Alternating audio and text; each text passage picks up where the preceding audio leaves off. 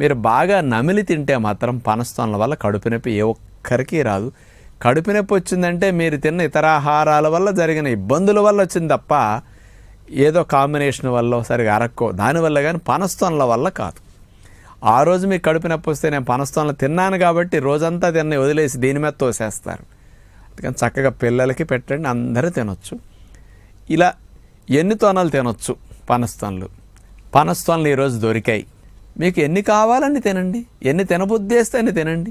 కానీ ఇక్కడ లిమిట్ అనేది బరువు పెరగాల్సిన వాళ్ళకి, సన్నగా ఉన్నవారికి, నీరసం ఉన్నవారికి, ఆకలి ఎక్కువ ఉన్నవారికి, శక్తి ఎక్కువ కావాల్సిన వారికి లిమిట్ ఏమీ లేదు.